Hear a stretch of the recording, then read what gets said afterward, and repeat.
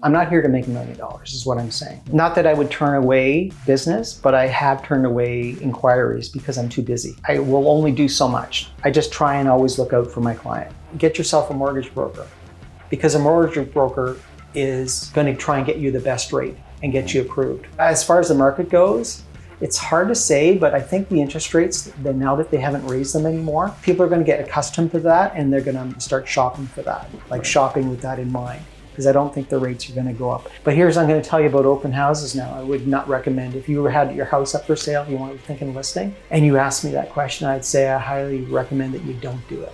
And I'll tell you why. Why don't we start with your name? How long you've been in real estate? What do you focus on? My name's Kevin Foslett, and I've been a realtor for just over 10 years. I started in January of 2014. Wow, 10 years. 10 years. Doesn't sound like 10 years, 2014, does it? No. And so I moved back to North Bay, and it's just where I wanted to be. I could have maybe gone and done something else in youth justice in another area of the province, but I just didn't want to do that. I had, my son had just turned 18 and my other son was 22. And I just didn't want to be that far away. So now my sons are much older. But so yeah, I've been a realtor for just over 10 years. And it's been a, love-hate kind of thing, because I'm not the type of person that worries about sales. Right. Like I worry about looking after people. So for me, it's been a bit of a stressful time at times. I think every realtor goes through the ups and the downs, and there's slow periods of time and then there's busy periods of time. And when the busy periods happen, everything is pretty nice, but you got to prepare for the times when it's not very busy. Our market's not the same as Southern Ontario. Although the last 3 years since COVID, things have changed. Our market's much different. It's changed dramatically. And even clients in the community have noticed that big change. So you talk about that change, maybe a little bit of comparison of how does the market in the South look to you, and then how does it compare to like a market like here in North Bay? Right. So I've never done any business in the South. I'll get referrals from realtors in the South. I just got a referral from a realtor from Milton, and I connected with the client. Client's a bit busy, and I don't chase people. So my approach to things are a little bit different. I don't chase. Some offices, I was in another office, and my partner and I moved to this office just because our approach is a bit different. In our biz, we, in some programs with the realtors, they'll get into a group and they'll work on what we call e-leads, internet leads, and the philosophy would be like if you made an inquiry, we would respond to your inquiry, but we would continue to touch base with you 7 or 8 times after that. Right. I find that really a bit much to be continuing to do that when we haven't built something what I call very important, any type of relationship. You haven't really spoke to me, I haven't really spoke to you. All of a sudden we meet, you have some questions on a property. I'm going to do my best to give you what I know, and if I don't know, I'm going to tell you that. So I just find I don't do that. I don't get into the whole sales thing in that respect. I want to look after people, so I want to build a relationship. So in my previous field, as I was speaking, I had to build relationships with some very troubled youth, and in order to do that, you have to make deposits in that little piggy bank with kids. Okay. And if you don't make those deposits, you can't make any withdrawals. So if you need them to comply in a crisis situation, you want to have spent some time building that relationship with that kid and all the other kids. Because there might be just you and 2 other staff, or you and another staff working with 10 kids. Right. And by the deposits, you mean like interactions, of good faith? Exactly. Okay. And being genuine. Right. And being honest, and having some ethics, and sticking to that, and just looking after their well-being.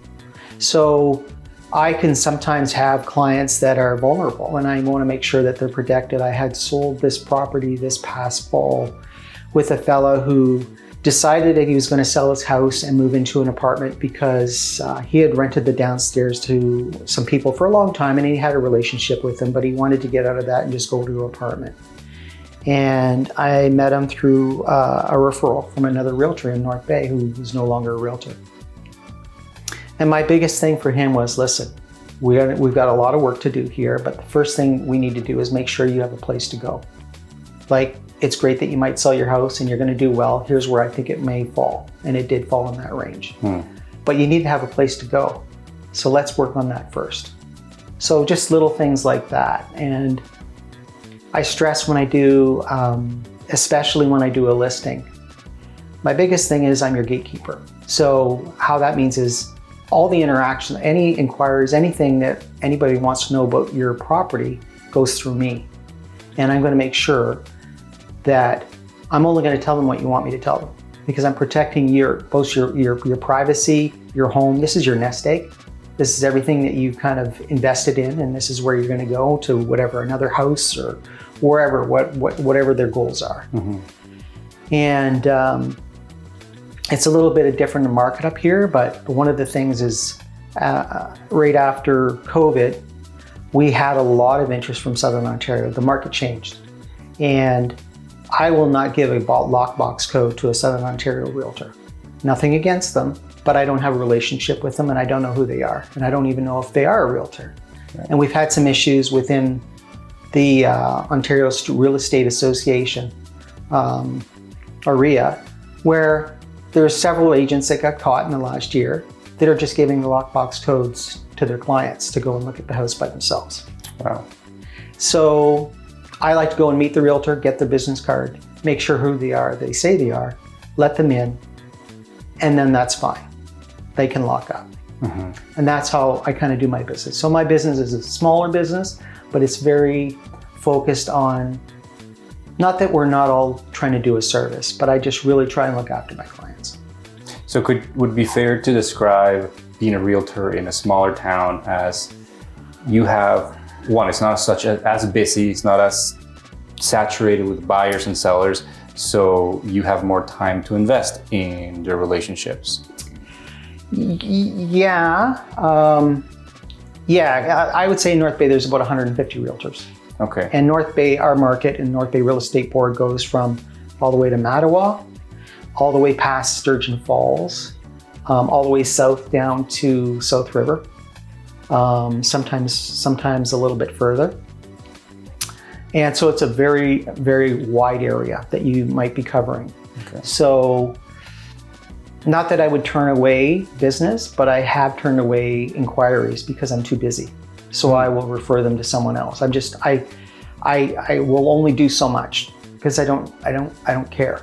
Like, I'm not there to make $1 million. I'm not here to make $1 million is what I'm saying. Yeah. I want to make sure when I go home, I'm not feeling I didn't do something I was supposed to do. That just petrifies me. Like, when I do offers, I want to make sure that I've protected whoever I'm doing the offer for with what they need and the services, and the offer's a good, solid offer with everything that's going to be needed in there for their own personal well-being. Meaning like the proper, any conditions that I might want to put in there, how the offer's written. So all that stuff is really important to me, and it stresses me out sometimes, so I don't like to be overly busy. Okay. So when I first started, I think one time I had 7 listings, and I found that was just too busy for me. And it was the one time I've only had 7 listings at one time, and some of the properties were pretty self-sufficient. They were vacant land or whatever, but I find I like to be steady. And it's hard to be steady and make money when there's these downtimes, right? But I just try and always look out for my client. I had just sold a house this fall, just over here on another street, and it was a couple.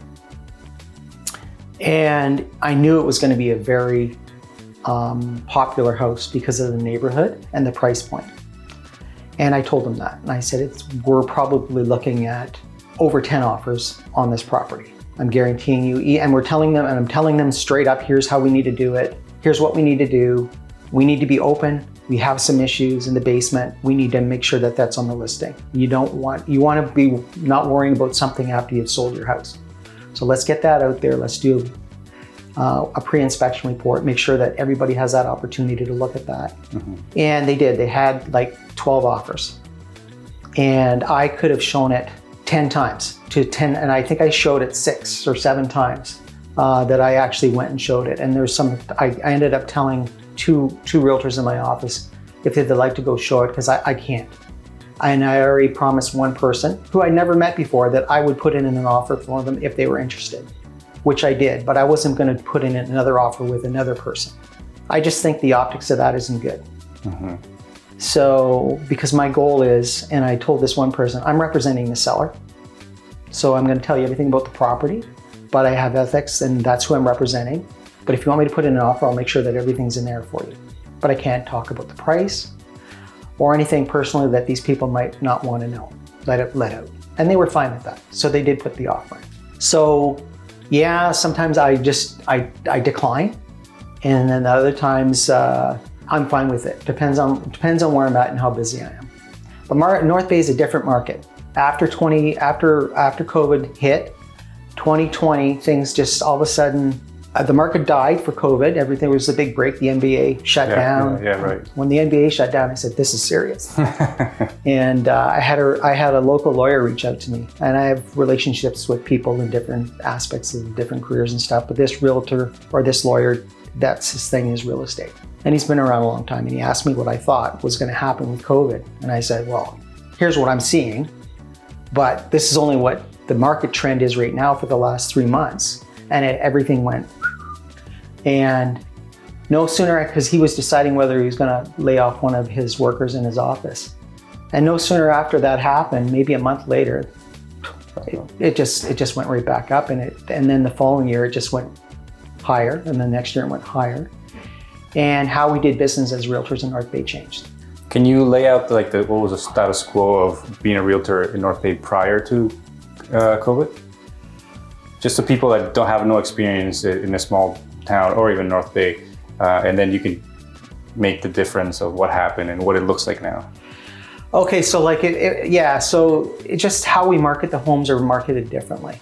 Okay. How was it marketed before COVID? Well, we marketed them mostly the same way, but because the market picked up and got really busy, there was a lot of things that Southern Ontario buyers were experiencing down in Toronto that we weren't really doing here because we were a smaller market. Like Sudbury's a bigger market. Timmins is a bit smaller than ours, and they're different markets still. Even Northern Ontario, they're different markets and they're affected by different things. North Bay is pretty steady. There's nothing in North Bay that really is going to change the price dramatically. Where in Sudbury, Inco, Falconbridge, and I don't think they're called Inco and they're Valet and whatever the other one is, but the mining companies, when they have to do their collective bargaining agreement and they're on strike, a lot of things end up coming up for sale or things don't sell at that particular point. So their market is affected by the economy way more than North Bay market. North Bay is very steady. There's no big industry here. The biggest employer is the hospital and the school board, right? So our market always stays fairly consistent. So as far as realtors go, there's some realtors in the town that have been in the business for years. So they have contacts, and that's basically, it's your business, how you build your business and how you build your database. And some were really good at contacting their clients, and it's a smaller town, so there's more of a personal relationship. Everybody knows everybody here to the point where you go and watch the Battalion play and you're gonna run into lots of your clients, right? So it's a different market than Toronto. You might run into one at Maple Leaf Gardens, right? It's a whole different market. But how we changed as realtors is we had basically had to kind of up our game a little bit. Some of the realtors were doing it, but not very many. And what I mean by that is, and clients were expecting more, and that would be photography, for example, and how the homes are being staged, if there was nothing in the house, if they were going to be staged, or if they were going to use a professional photographer and have the, you can walk through the whole house. The it's done with crawling. The virtual tour. And the Matterport camera, and there's only a couple of realtors that actually bought those, but there's a couple more photographers in town.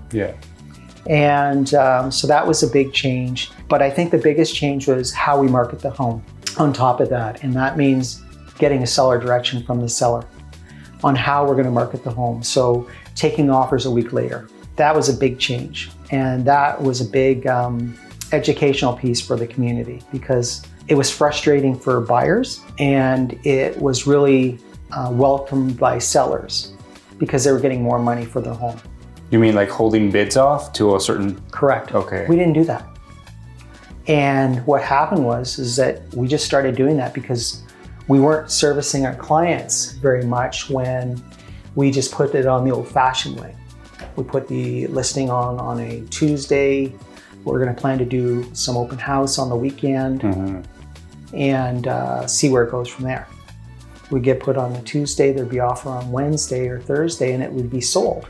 And it wouldn't be on the market, and then it was sold. So nobody got to see it, but did we get the best price for our seller? Right. So the whole market changed for pretty much every realtor. We realized we needed to do that. And we started doing that, and it was very frustrating for a lot of buyers because a lot of them, I myself had buyers that were like good buyers that had good jobs and were losing out on the price point of these homes because they kept going up and up and up. So our price point, and I just kind of looked at this, for example, in 2019, just the average price point for a bungalow, just a 3-bedroom bungalow was $230,000 in June. And June's kind of like your sweet spot where a lot of homes are getting sold in June or like actually possession or sold in that period of time. And then the next year in 2020, $279,900. So it jumped $49,000. Wow. And then the next year, $360,000. And in 2022, $425,000. And last year, $410,000. It's dropped a little bit. So there was a big adjustment for people. The amount of houses that we were selling hadn't changed much. For example, what was selling 144 in 2019, 141 in 2021, or in 2020, and 189 in 2021, and then 135 in 2022, and then last year 122. So it's dropped a little bit, it's down a little bit. It's down about 255, like from 2022 to 2023, we sold 255 less houses in the whole area for that year. So it's kind of slowed down a little bit, but we're attributing that to the interest rates. Now, that makes me think, since you do have more relationships with those buyers and sellers, you know them a little more intimate. So what was the big difference? It was almost double, right? The prices have almost doubled. Yeah, I had one, a really nice young lady, and I would take her and her parents around, and sometimes it would be just the dad or the mom or both. And she said to me, you know what, Kevin, like I feel like I'm just chasing the market. I just can't get what I want, you know? And I said, you can't settle. You don't, and that's one of the biggest things. I don't want anybody to regret buying their home. So I said, well, it's eventually, there's a time when things do slow down. So you have to be ready for that time. And it's usually the fall. People are getting ready for back to school. Things are happening. They're trying to close their cottage. There's all kinds of other things happening. And that generally means that sometimes houses will either only have 2 or 3 offers, or they may not have an offer on offer day. And so you might have an opportunity there. And sure enough, she bought it it was in late October. And she bought a bungalow, brick bungalow, that people had been in there since 1972. And so, but it was well looked after. So she was happy with that. But then some other people are just like, they just couldn't buy anything. They got priced out. Like what they wanted was in their price point. And then, like I just gave you those numbers. They just didn't. Well, now they're looking for something that's really like not the best, right? Or they're dropping the price point by 100. Yeah. So if they were shopping in the 450 or the 350 range, now they're in the 250 range. And they're not in a nicer neighborhood. They might be in the downtown core, 6th Avenue, McIntyre West, somewhere like that would be better, but still. So it's been a big adjustment for the sellers, which are quite happy to do it, and they have no issue with it. The sellers, man? No, they're quite happy with it because they're going to get full market value of their house, whether it's going to be a Toronto or a Southern Ontario buyer or a North Bay buyer, they're going to list their house for a week and have to keep it neat and tidy for just a week. Right. And how long were before you said they'd be on the market? Oh, they'd be on the market. They could be on the market for a while. People were, more picky back then, like right? A couple weeks, over a month? Yeah, like usually 30 days. Okay. Right? On average, and some of them would be longer, depending on where they wanted to list, right? And you want to give them comparables. If I was going to list a home, I'd say, okay, here's where we're going to fall in. And I know North Bay like the back of my hand. I lived in Birch Haven, which is over by Trout Lake. I lived in Ferris twice, and I now live up on Airport. And so I know North Bay. I grew up here from the time I was in grade 2 through high school. And now I'm back. My parents still live here. My couple of sisters live here. So I'm really aware of North Bay. I can tell you a street and how many and when phases happened on certain streets, how, you look at a house and go, okay, see the next bunch of houses? Well, they were done in the 60s. And then see that at the end of the street, they were done in the early 70s. So I'm really familiar with North Bay. That makes me, I'm gonna come back to this conversation, but in down south, a lot of realtors want to take clients and focus in many big areas, and they're very saturated with neighborhoods. Even if you do Toronto, there's North York, there's so many neighborhoods. Yeah.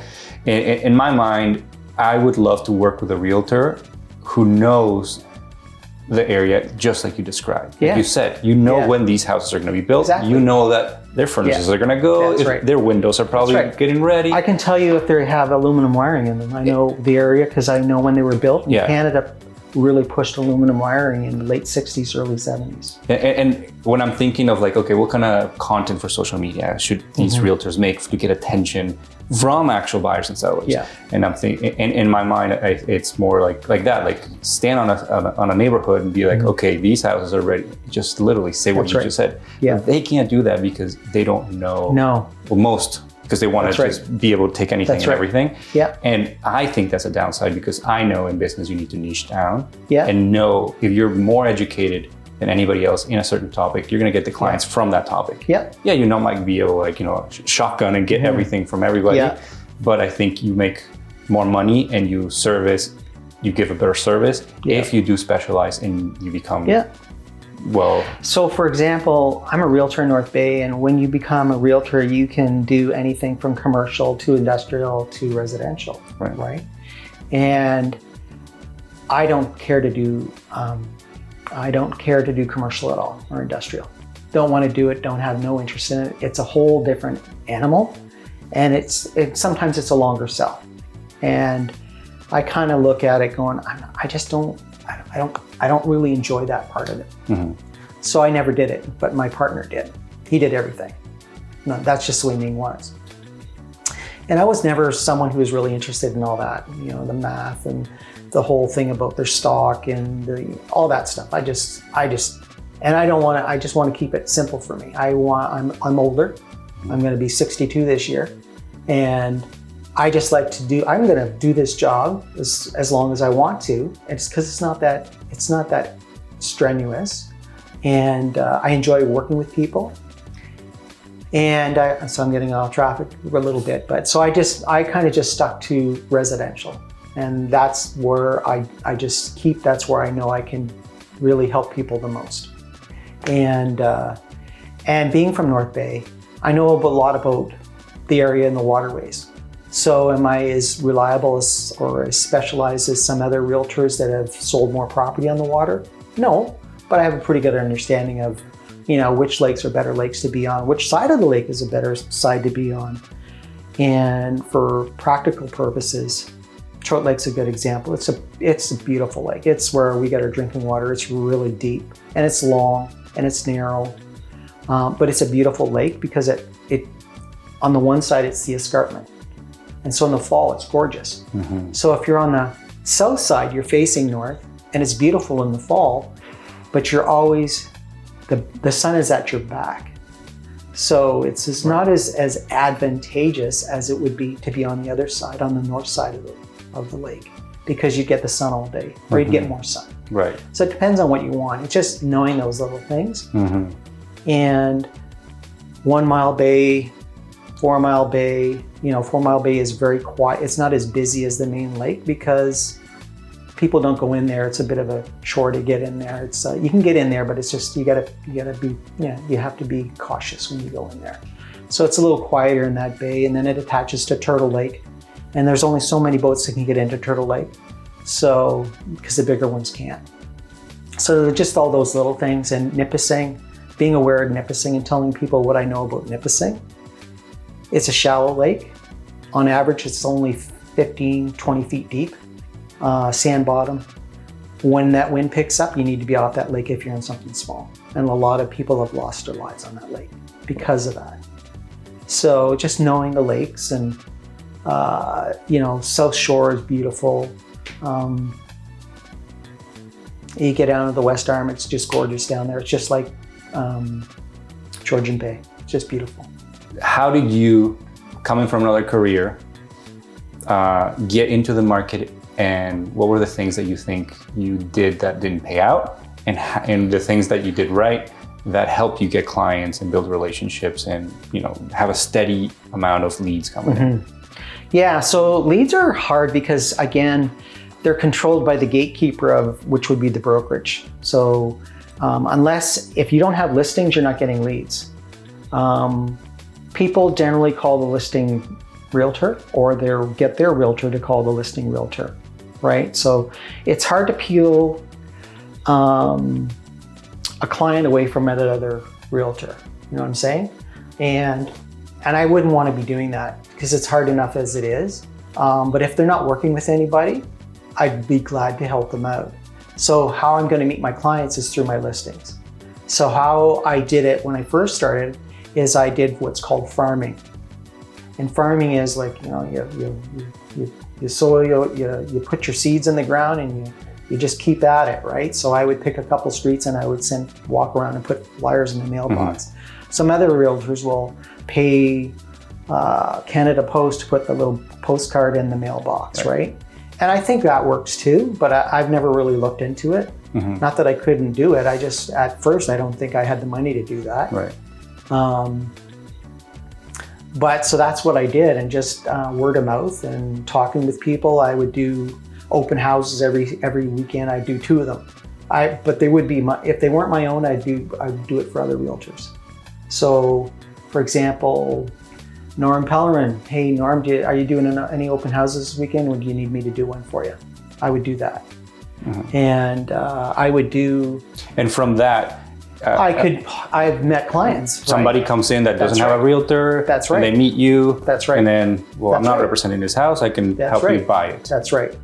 That's why you were saying most leads a lot of your leads would come from a listing because a lot of new people are coming in, and that's like your lead magnet. That's the right. house. That's right. And it gets your face out there too, right? So my sign's on the lawn, or my sign for the open house is out there, and I enjoy talking with people, and I joke around, and I'm very easygoing, and I'm not pressuring anybody, and I'd have fun with that. So the people that are the most leads now, do you think are the people that are getting the most listings still? Yeah, because they have a very established business, right? And they're really at it, and they've got their because they've already built their reputation. They're building, and they're still building. That they've been working on for a long time. Yeah, that's right. Like there's some really good realtors in town, and I don't care to work that hard. I don't want to live to work. I want to work to live, and it's working for me so far. But if you're at it and you're sending off your little cards and your flyers and you're touching base with them and hey, that's great. So if you don't have that, it's hard to play pretend because it is very different for everybody. But that's right. If you're starting out and you know that you'll get leads if you have a listing. How do you get your first listing in a market like here? Well, like I said, I farm. Just in today, still, you would go out and I could do knock that. doors, I could do that. posters. I could go and get some flyers made out, and I just go a walk and just put flyers indoors. That's how you would recommend a new agent I would starting out. Yeah, do that, or pay for them to be put in everybody's mailbox, right? And then chances are a lot of people don't have a realtor because they've been in their house for 30 years, right? So you have that opportunity if you know the streets and what's going on. In some streets, there's more turnover than others. So that would not be a good street because I already have a realtor. Right. And so you're probably going to put one of those cards, if it's sent out by Canada Post, it's probably going to go into a realtor's mailbox because I get them. And so it'll be, oh, there's Dave Wiley again, or whoever, you know. And it's a way of getting your business out there. But like I said, open houses. And I would go to the, I think I did 5. I'd go to the hospital and set up a booth, and I'd pay, I think it was $120. And I'd be there the whole day. And I just have my listings, and I'd have some of my colleagues' listings, and I'd have a little setup, and I'd just chat with people. But it got my face out there, right? And I would do that. But my biggest thing would be open houses. But I'm going to tell you about open houses now. I would not recommend, if you had your house up for sale, you want to think in listing, and you asked me that question, I'd say I highly recommend that you don't do it. Don't do open houses? No, don't do it. You're telling your client, don't do open houses. I don't want you to be having an open house. You don't need to. Okay. And I'll tell you why. The market has changed. So even though it's slowed down, they are still, if you have a good house and your house shows very well, and here's what the price point, I think it's going to go at $410, $450 in that price point. That's what I'm telling you. That's a good price point. There's going to be lots of buyers in that price point. So they're going to come and they're going to make appointments. And when they come and make appointments, we know who came through your house. And you want to make sure that we're keeping a good tight watch on your house. So I give them a whole list of things to do so that they're not leaving any valuables out, and to put them where everybody will look for your valuables. Medication is another one. That's not something I thought about, but yeah, obviously, if you're listing a house down. Keep in mind, I did youth justice for 24 years. Yeah. And the other one is all your personal information. And if it's an open house, anybody can come in. That's right. Yeah. And they may open up a drawer, and then they see your bill for this and that, right? They might see your cell phone bill.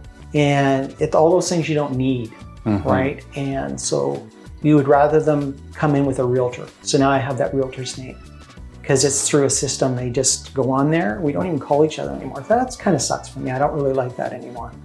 So we have a couple different systems. We're on a different system now, but everything was done electronically. So you just book the appointment online. And it's like you don't get to talk to the realtor. Both sides. I'm sure you lose a lot of the little small chat of the small talk, like, what are they looking for? Like, can I tell you a little extra? Exactly. Like, working out a deal. I'm selling my house. Being a realtor, like That's right. actually selling. That's right. Alex, oh yeah, a little bit about the house. Just want to let you know. That's valuable. I said, and I'll even say, you're going to look like a rock star. Here's some stuff. And all of a sudden, you look better. I want you to sell my house. Of course. Right? Or I'll call and say, hey, I want to look really good for my clients. What else can you tell me? And they'll chuckle, and we'll have a good but we don't get to do that anymore. Yeah. I don't like that. And everything's text message. And I get the text message because I can go, what did she say again? Oh yeah. Right. It's a record. Yeah. It's a record, and everything. I mean, there's good things and there's bad things. Everything kind of goes to extreme always, right? Like that's right. Most efficiency, and then people are gonna be like, well, we're robots now, so we'll pull back now. That's right. Yeah. And getting back to the open houses, you don't need them because you're going to have everybody scheduled an appointment, right? There's enough demand that you don't need the open house. No. But at the same time, as a realtor, it's a hit because you're not getting those leads, right? I get that, but that my job is. Yeah. Right. So because I'm sure you don't have to do open houses down south too either, or is that a different market? Well, I don't know, because I know things are selling quicker down south as well. I'll have to ask a realtor down south then. Yeah. But so you don't need to be doing that. You're going to have offers on a Tuesday, and I try and do a Tuesday or a Monday, either one of those days. And now just things have changed, but you don't need to be doing that because you can't control that house. And what I'm saying is, I think it's not that good for one realtor to be doing an open house because it can get busy, and then you get people wandering all over the house. Right. And you can't monitor that. Next thing you know, there's a laptop missing. Right? And they just walk out with it. Even that, even if it is not theft and everything goes well, one, you don't get control who's coming in and out. That's right. As in, like, you can't follow up. That's right. And two, it's an inconvenience. It is an inconvenience for the people if they're living in the home, right? Yeah. Keeping everything tidy, like you said. Getting out for a couple of hours. Where? Well, if you're a little older, where are you gonna go? And the thing is that you're gonna have booked showings. Mm-hmm. What do you like now? You got to work around that. What for? Yeah. Like, book a showing. If you're interested in and you're approved to buy a house, you're going to book a showing with your realtor, right? And if you call me to do it, I'm going to ask you some questions because I'm representing my seller, and why am I going to waste my time with you? Exactly. Have you gone to the bank? Are you pre-approved? Oh yeah, we're pre-approved. How did you get pre-approved? Well, I did this thing online. You're not I'm sorry, but you're not pre-approved. Is that a thing where you won't show a home? I guess it has to be with demand, right? If you won't show a home unless they prove they have a pre-approved. Well, yeah, because why am I going to bring you through this person's house when you're not pre-approved?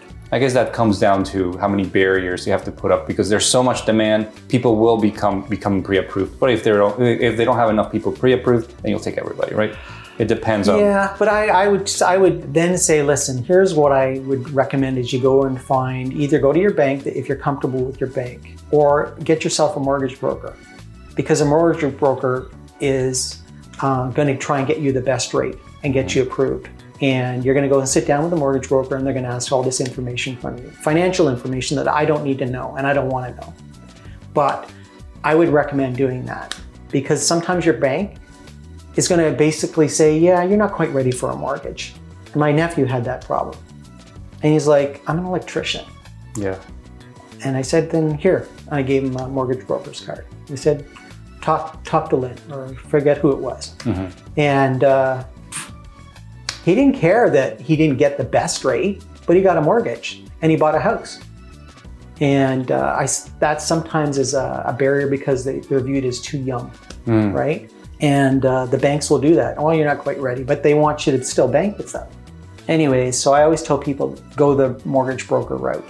You can still use your bank, but if that's who you're comfortable with, but go and sit down with a mortgage broker and ask questions, because I don't need to know that information. I don't want that information. I don't want the responsibility of that information. So I'm very and confidentiality in my previous job, and this job is the same, right? I'm not going to tell, and Alex, you're going to say, okay, this is kind of where I want to get, and this is what I want for my house. Stop you right there. Don't even say it. I don't want to know what you want for your house. Here's where I'm thinking your house is going to fall in. And Ning and I are both the same on that, is we don't want to know. We don't want that number come in as the offer. We don't want that, because then it looks like we didn't hold, we've told your personal information or what you want. We don't want that. Right. So if we don't know that, I get it, yeah. If you tell somebody, well, I'm willing to sell it for this. That's right. You'll go out, even if you're not doing it on purpose, but if that offer comes in for that, you won't wait out and do the best work that you can to get it higher. That's right. Yeah. Yeah, or all of a sudden I show it and that's the price, right? I don't want that to happen. And how many times have I double-ended in my 10 years? 5 times. By double-ended, you mean you sold and you bought at the same time. You represented both parties. That's right. Okay. I've done that 5 times. Yeah. Not very often. I just had one this fall, and there was 12 offers, but they wanted a cash offer, not one with a condition. And the thing was, I was just honest with them up front, and I said, listen, here's the thing. The bank's going to know that there's a water issue. They might be pre-approved for an amount of $450,000. Not that's what the house sold for, or for over that. But the bank may say no because of that. And then we've lost our momentum with these 12 offers, right? So now that didn't fall through. So now we got to go and try and find that next highest offer. So you need to keep that in mind, right? And if that's more important to you, and I think it was like $15,000 more, maybe even 20 grand more. But they weren't comfortable with, they wouldn't know. The one offer was, the guy was a realtor, but a mortgage broker, and he had approved them. But did he really approve them? And that's what I had to tell them. I said, he's the mortgage broker that's approved it to the bank, but it doesn't mean the bank is going to say yes. So, and you have this water issue thing. So You want it sold so there's no question. Like they can't come back on you, or they can't say, oh, we didn't get approved because of the water issue. Let me go back to the conversation of basically the houses doubling in a couple of years of price. And you're saying that North Bay is very stable because the employers, they don't fire very quickly. You know, it's a very stable job market. That also means that they're not gonna get big pay raises. It's either unionized or not, but like it's incremental percentage here and there. With the prices almost doubling for like the bungalow, like you said, would that be a before COVID entry level home for a family? Yeah, so a typical bungalow, even if I go in Ferris, and you go on some of the streets that are over there, whether it's some like on La Breche or Marshall Park, I would say on Marshall Park, there's some side splits and there's some bungalows. Yes, I know there's bungalows there. So that a bungalow on Marshall Park, for example, would be, you know, at that point was around 220, 219 I said, or no, 230, sorry. But the price point, I think when I started, that bungalow was 219 in 2014. The market had kind of dropped. So when I started, it was in a downturn. Okay. So it was a bit tough for me. But yeah, so that was around 230, and now they're up, I would say, around 410 as of last June. So my question here is, with these people that are living and working in North Bay, have basically the same salary as they did before COVID. Yeah. How are they being able to afford? I know the answer. They don't, or they get loans from people or family or whatnot. But how are they affording these almost twice as much houses? Right. And two, if they're part B of the question, if they're not buying those houses, they're compromising and getting something cheaper that they can't afford. Right. Aren't all those type of houses in that bracket, like you said, around 200, maybe 300, aren't they being bought out? And what's happening to the houses that are more than 400,000, 5, 6, 7? Right. So two parts of that is that there's two buyers that are looking at that price point of the 410 or whatever, right? It's somebody who's in a lower price point home that's selling. Right, they're moving on up. That's so right. They've already made up a big chunk. They've maybe sat in their house for, even if it was for 5 years. Yeah, of course, they double. Yeah. They've doubled too, right? Yeah. So it's all relative because they bought a house downtown for 189, like 159, right? And now they're selling it for 3. So they just made 150. They can afford to bump up to that 400 house. Or it's somebody from Toronto who's sold their house in Toronto for whatever they go for, you know, 1.1 or whatever. Yeah. And they can drop it on there, and that's not a problem for them, right? So that was one part. I was going to say something else. Now I can't recall what. Those are the two scenarios on that price point for having everybody move up. And the other thing is just people migrating out of Toronto, people migrating out of the GTA, Southern Ontario market, because they can't afford to live there anymore. We've had a big exodus. And I remember speaking with another realtor from Sturgeon, Right at Home, I think is their, I forget her name. And it's a big migration out of Toronto because there's just, people can't afford to live there. So a lot of these buyers that are past, let's say, the 500 mark, could they be either people that are selling, and like you said, they also made up because the market went up? That's what it is. And Toronto people that either have the money because of their work or because they're also selling a property. So what happens to the entry level that don't have a property to trade? Well, they're the ones that are buying the entry-level houses, right? The ones that need to be fixed up, the townhouses, the townhouse condos that are, there was 2 of them at the end of Lakeshore, 850 Lakeshore, there was 2 of them, and both of them sold. And how many of these people that are entry-level, I would like to assume that people that are in the market that haven't bought and they're entry-level, maybe they're renting or they're just, you know, getting into the job market, that could have probably bought a house. How many of those houses are still available, and how many people are getting into the market of being first-time home buyers And when does it cap? When when do you run out of entry-level houses here in North Bay? Well, that's the thing. That's where we'll see what happens in a few more years. But there's a lot of homes that are not going to be worth. I mean, there's only so much, right? And the banks can kind of control that too, and the appraisers on what their appraised value is and what their ceiling is based on their neighborhood.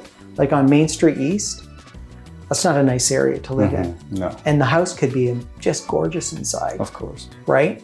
But it's not going to get you your price point that you're wanting, right? So, and I'll tell people, I've talked to so many people out of buying houses, and it's just because you're not going to make any money on it. My dad was talking the other day about maybe we should get, I'll buy a house and we can fix it up and flip it. Yeah. And because I'm getting this listing, I said, not this house. It's just because it's going to need a lot of work, and it wouldn't be a good fit. And even that is becoming a harder sell. I sold one a little over a year ago, and it was just up over here on Douglas, and it was a stone's throw away from being torn down. And they're fixing it up, but they got it for like dirt cheap. Like, I think it was $120,000, but it was a fixer-upper. So those are available, but you wouldn't get a mortgage from a bank for that house unless you had more equity to put down in it. I had a buyer who bought a waterfront from me on, where the Tim Hortons is on Lakeshore Drive by the Shell station? Yeah. Well, that road that goes to the water, to the lake, is Marshall Avenue. And right at the lake, I sold a 2-bedroom beach house. And that was in 2017. And we listed it at $199. And it had 33 feet of frontage on the water. And it had all municipal services. It just had an oil furnace, but it had hydro, gas, sewer, water, and it's on the water. And he put in an offer and the bank turned him down because the foundation had some issues. It was just a cinder block foundation and it had a crawl space. The bank turned him down, so he just went to a credit union and got the mortgage. And so he ended up buying that house for dirt cheap. And he didn't do a lot to it. He since passed away. He's my age. It was kind of a sudden thing. But his son has it now. But that property is worth $450,000 now because it just has that value. Right. And it just changed ever since COVID. There was another waterfront property I had further down by Churchill's, just past Churchill's a little bit, heading south. There's a little crescent in there called Mowat Crescent, and there's a bunch of houses in there that are on the water. Same thing, municipal water, sewer, natural gas, hydro. You're on the water, but you're not. You know what I mean? You're not having any. You've got all your municipal services, which is big. And we had it listed. Ning and I had it listed for like $374,900. We couldn't sell it because it only had 28 feet of frontage. But it still had water frontage. And COVID happens. Right after that, sold it. Like, people were nitpicking about the drywall and this and that. I'm like, it's a waterfront, you know? And that would have been an entry-level waterfront. Now he's fixed it up. It's probably 7.5 because he fixed it up. Because it's on the water. It had a garage. It had some nice features about it. So that's just the market. So getting back to your question, those entry-level people, they have a harder time.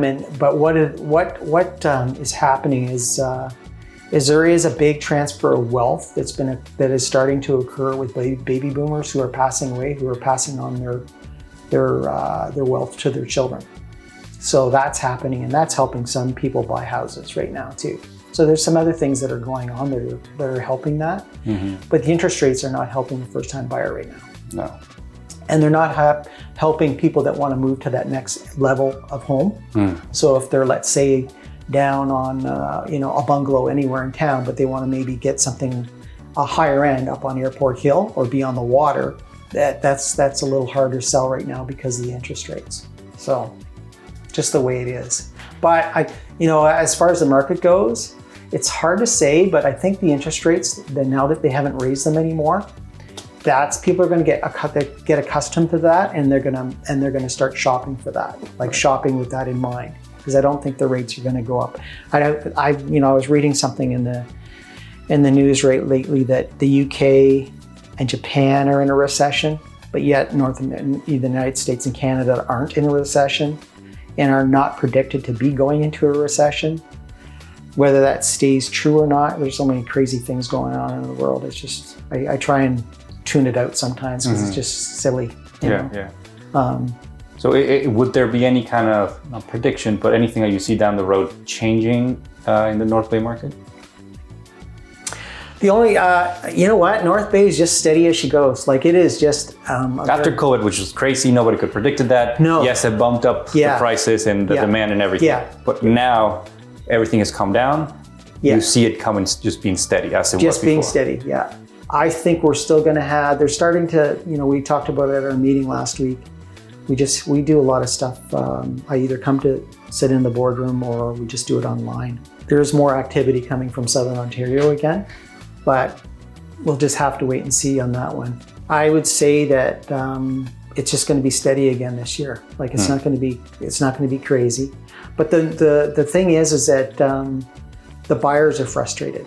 So if you're a buyer or you're the parents, because I just sold this house too last fall, nice house over in Pinewood. I think she got it at a pretty good price, but she again was a nurse practitioner, and he had a good job too, but she was buying it. And she liked it, so they bought this house and they paid not a bad price, but I think it was like $450,000 for this brick bungalow. It was her mother, very frustrated that, all these prices, everything's being, auctioned off.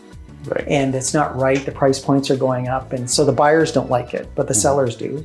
And I had to tell her, I said, but Sue, if we're gonna market your house, how much are you gonna make? Yeah, like, would you want me to just put it on the market and you don't get what you want to get for your house? Right. Like, that's the way the market is now, and I don't think we're gonna change from that. Now, if the market slows down, we could, but I still always think that if you have a nice home and it shows well, you're crazy not to do it. And then if it doesn't sell in that week period, it just goes on the market. It just stays on the market with the seller direction gone. And there's been a lot of frustration with the buyers and the Southern Ontario buyers as well, where they just go way overboard. So there's been some changes in our industry. I don't know if Lynn talked much about Tressa. No. So we have RICO, which is our real estate governing body. But we also have rules within that and all the forms that we use. And this one thing with this buyer. Over in Ferris, there's a street called Van Horn, and all these houses were built in the early 70s and are all the same. There's either a bungalow that it goes back into the property, like a rectangle into the property, or it's across the front of the lot, or they're a side split. And that's what's on that street. And they're brick front, and that's it, and they're siding all the way around. They're all designed that way. And this one here, the owner added a carport off the side of it and then listed it. And he listed it for $350,000. And I was like, that's a good price for Van Horn. Because I know they're just a very cookie cutter, easy, like quick build homes. And he got 3 offers. And the only reason I know is because the listing agent, and the listing agent explained what happened. And he listed it for $350,000. He had an offer just under $350,000. He had an offer a little over $350,000, and he had an offer for $450,000. So the guy paid literally $100,000 more than the next offer. So those things are happening. So getting back to Tressa, buyers are frustrated because they're way overpaying for it from the second offer, right? Right. There's no open there's no auction. It's like there's no auction. Will pay $50,000 more. I will, and then you know what the past offer was. That's so you can outpay it maybe for not over 100. That's right. Exactly. So there's a lot of frustration with that, and I get it, and I get that. And if they introduce legislation to change that, and people can do that, we could set that up. But if you're a seller, why would you do that? Right. Someone's gonna. It's like it makes me think of the whole NFT era. Yeah. what we were going through. Basically, people were buying very low and people were overpaying because it's a Ponzi scheme. I think it's pretty close to it, right? It is, yeah. Because you're just overpaying for something, and your whole thing of buying is because somebody's going to overpay for it. Yeah, like who's going to be stuck with it at the end? Exactly. Who's gonna be holding up the NFT at the end when everybody figures out that they're worthless? That's right. Or not worth as much. Maybe we're worth $5. That's not right. $2,000. That's right. Exactly. So, so TRESA is a new legislation that's put in effect, and it basically talks about who you're representing.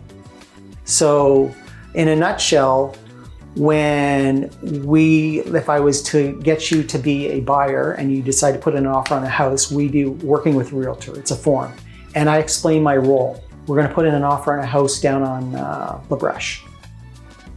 I'm representing you, so you're my client. It's identified what my responsibilities are for you as my client. So that's my representation. You will sign that. I explain that I'm representing you and wholly you and blah, blah, blah. There's a bunch of stuff in there and I read it out to you. You initial it, you sign it. So that's explaining my role for you through the transaction. There's lots of paperwork in putting in an offer, and that's one of them. It's Form 810. Now that form has changed to where, or it's not changed, but that's if you were my client. But if you were, let's say it was my property, I'm representing the seller. You can't be my client, but I can represent you and put in an offer for you, and you can tell me what to put in there, and I'll make sure that you have the required clauses to make sure that you're protected. Mm-hmm. But I can't talk about the price. I can't suggest a price. I can put some comparables down for you, but I cannot talk to you about the price because I represent the seller. And that's how we would take both the buyer and seller part. Mm-hmm. If it ended up being the only offer that was accepted. Right? So now with TRESA, they are trying to get away from that because a lot of realtors will try and angle their properties to their people that, you know what I mean? So they try and double end it. Because instead of making $10,000 on a listing, they made $20,000 on a listing, right? Yeah. Which is fine, but I think there's a lot of shady stuff that goes on where you see... Motivation. Are you motivated to sell the property at the highest because of you're representing the seller? Or are you motivated to get who's the winner in this trio now? Well, it's not any of the clients, it's going to be you. That's right. So, well, it depends. Like if they're the top bid, then you've done it. But if they're not the top bid, then you didn't do it, right? So there's all kinds of ways to get your offer to the top in some ways, right? Mm-hmm. And it's very frustrating when that happens because it's like, because they get to, that realtor gets to see all the offers, right? So then he can call his a little bit like insider trading. Exactly. So I can say, Alex, you know what? Do you want to go up another 5, right? And then you come up another 5, and all of a sudden it sold for $1,000 more than my guy. What happened? Well, he decided to take the other offer, but you never even called me. Yeah. Because you should have called me as a realtor and said, hey, we're looking at your offer and another offer. And that's what we do. Mm-hmm. So if we have 2 offers that are fairly close, I'll say, okay, well, Alex, we got 2 offers here. What do you want to do? Do you want me to call these two offers and have them see if they want to improve their offer?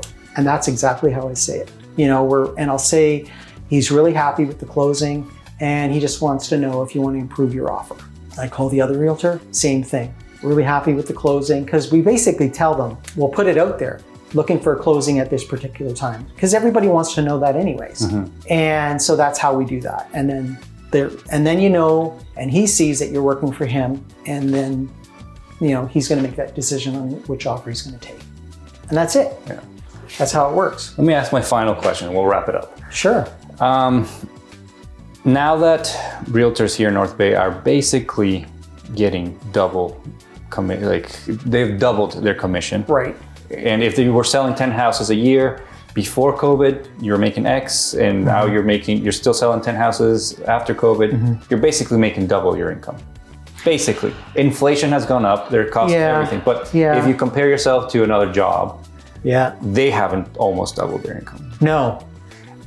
And my question is let's drop the double. Let's just say you're making more money if you're selling the wholesale homes. Mm-hmm. What extra things do you see realtors doing, if any, here in North Bay to elevate their service compared to, because you are making more money, you have a little more money to spare to invest in marketing and different things. What do you see realtors doing differently now that they are making a little bit more money? Well, I think the thing that I've done, because of that, is I can afford now to pay for that photographer. Right. And I can pay for that pre-inspection. And really, the photography, the benefit is the floor plan that comes out of that, because they'll use a Matterport, and it measures every room, and it takes about 3 hours or 2.5 hours for that photographer to go and do every room, and then you get the 3-dimensional, you get the floor plan, you get the virtual tour. I'm not going to be able to do that with my iPad. No. Right? But I've done some pretty good work with my iPad doing a video, fade in, fade out, blah, blah, blah. And then some of it, depending on what the listing is, it's not worth it because it's a rental. Right. And you need permission to take pictures from these people. So it's a little sketchier, right? So depending on what the listing is, but I will do the photographer and the pre-inspection. I think at pre-inspection, if there's anything that's really going to stand out, you want to know about it, because then you don't want your client to be dinged after, right? So, and then you're testing your client too, like maybe they're trying to hide something as well. Absolutely. And guess who's got insurance? I do. And guess who's going to get sued? Yeah. Right? Because I'm going to be the first target. So those are the two biggest things, because after that, we're not having to do open houses. And it's not that I wouldn't want to do one. It's just I don't think you need to. And I think you put yourself at risk doing them when you don't really need to do them. And for that week, you're gonna have to be out of the house. If you're working in the daytime, that's gonna work for you. You can set your hours. So you can say to me, by 7:30, I don't want to see anybody. No problem. Like there is some people that can't get to look at a place until, but there is a weekend, right? And then you always get those people on the day of offers that, I didn't see it. Can I get in? No, it's too late, right? Or I'll get on offer day. I do not take anybody. Someone will call me and say, hey, I'd like to put in an offer. Can you put in an offer? And I'll go, nope. And I won't, because I don't like to be rushed. I don't know you. And I've done that several times. And sometimes it's people from down south, or it's somebody that wants to go at lunchtime and I'm taking offers at 4 and going, I don't have enough time for that. And I don't really know you. And so, feel free to call another realtor. And they don't get that. But I'm there for my client on offer day. I don't need any other distractions. I want to be ready for that. So my business is very, and I don't want to sound, cocky or whatever, but I don't really care. Like if I make $1 million, I just want to make sure that when I go home, I feel good. That's it. So, you're making enough to live the way that you want. That's right. And I have, I'm where I want to live, which a lot of us don't. Like when I was in my previous job, I was driving from Timmins to Monteith, 60 kilometers to work every day. It gets cold up there. Yeah. And then I was in Sudbury, and I hate Sudbury.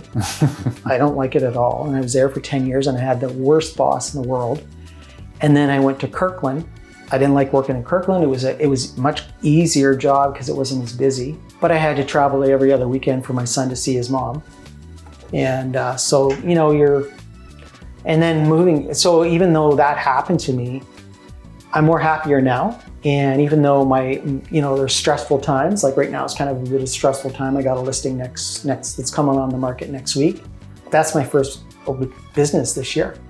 And we're into February. It's going to get listed, the 27th of February. So I've had basically 2 months. I haven't had anything. So it's been kind of quiet. I think my last deal was October, November, December, January, 4 months. Just the way it is, So, and then it gets busy. Can you throw in a quick fact just for the other realtors in South? What is it that average realtor, like last year, how many houses are they selling?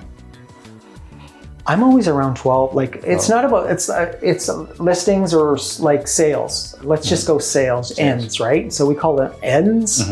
So an end could be either you had the buyer or you had the seller. Right, okay. Or you had both. So if you had both, then that's 2 ends, right? Okay. Right? So I'm like last year, I think I did 12 ends. Okay. right? And you might think that all of those ends were $400,000, but some of them were not. They were, you know, a lot here or whatever. I think I sold a lot in calendar last year, and it went for 109 or something like that. How many ends do you think the top ones? Second or third top realtor in North Bay gets? Oh God. Oh, they're, you know, Dave Weiskopf. He was first last year. He was the #1 realtor last year and the year before. It used to be Mike Holmes, and he, you know, but he's I think just kind of taking it easy. But Dave Weiskopf has, I think, 2 other realtors that work with him, and his dad was a realtor, so he worked with his dad for a long time. Really good person. Like, there's some people in town that are realtors that are just good people too, and honest people, you know, and he's one of them. So it shows when he, you know, we've done a deal here and there, but it's just, and I just like that when I work with a realtor, and it's just easy. There's no gamesmanship, there's no ego. It's just like, let's just try and get it done. And it's so pleasant when you have that. And so Dave's one of those guys. And so he's probably done, I don't even know, because I wouldn't know unless we don't get those stats, right? Last year, I just had an okay year. The year before I had a crazy year. Like, I did over 100, not listings, but over 100,000. But that's the only time I ever did that. I wasn't ever close before that. I think one time I did 70 before I was at this office. I've been at this office for 3 years. But I like it here. It's just a smaller office. I'm not all the sales sis boom ba guy. Like, you know, do this, do that, do this, rah, rah, rah. I'm not that type of person. I just want to help people. So I just sit down and I listen to them, what they want to do, and I'm just going to be honest with them. And if I don't get chosen, well, I didn't get chosen, right? Amazing, so, Kevin. Yeah. I think it was a very pleasant conversation, a lot of information. I hope it helped other realtors. Good. I mean, I like to have fun. If you can have fun in life and make a joke here and there, just as long as they're appropriate. Yeah. But there's a lot of great realtors in town, and you know, and then there's some other ones that's about sales and stuff, and I get that, and I don't like that. So when I was at Royal LePage, and it was a great place to start because it didn't cost me as much, because here I'm paying for my office. And but I get it. It's a split. It's a different split. But you know, I was up for an award, right? One year, and it was I forget which year it was. I think it was my last year that I was there, and I left in December. So my business was done. So I waited till I got my check, and then I resigned and moved here. But I didn't get till I got my check. And I said to her, I don't care for those things. I don't care, because they're all based on money. Right? And it's not based on service. To me, it's about helping people, and I'd rather be, you know, and people call me back, and if they don't call me, I'd feel bad, like you know, whatever, and they went with someone else, I'd be like, oh. And I had one, and it was the young lady that had her parents. I had listed their house, and I did it for a very short period of time because they were interested in another place, and it didn't happen. So a couple years later, they decided they were going to move down south, so they listed their house, but they listed with another guy in my office who he had worked with in his job. So I said, and that guy said, Kevin, I just want to let you know I'm going to list this. And I said, that's okay, John, don't worry about it. I understand. Because what else are you going to say, really? Right. He's, whatever. And that was fine. So anyways, he sold it, and it got sold. And I guess they decided not to move out of North Bay because their daughters were having babies, and you know, and so they stayed in North Bay and they bought another house. So I'm like, and I didn't even know that. I thought they were gone. And all of a sudden I get a call, and I'm like, oh, hey, how are you? He goes, Kevin, my daughter's looking at buying a house, and we really thought about using you. And I was like, that's awesome. Sure, I'd gladly help you out. And I only met him at a coffee shop, like Twigs downtown, when I first initially helped them out the first time, and they didn't sell their house. And I thought, wow, that's really nice that you thought of me and called me back. And I didn't say, well, how come you didn't use me last time? Or no, why do you, the other realtor. yeah, because, but to me, that would have been an uncomfortable, I could have put him in an uncomfortable situation, right? And I don't need to, and that's the whole thing, like those little things, you got to let that stuff go and just focus on the fact that you want to help them out. And the more you chatter about stuff, people chatter and then they're going to say what you said. And it doesn't help you in the end. So I just try and stay positive about everything. But it would have been nice to know why they chose Slack, but you know, they're there because obviously they think their service is better. But you know what, then if I don't know, it didn't come from me, right? It's like, I don't know and I don't want to know, right? So that's kind of how I am. Like, I don't need to know that. And if I don't know that, I feel good because I don't want something, if something did come out, someone to think and it was me that said something about that, right? Right. So anyways.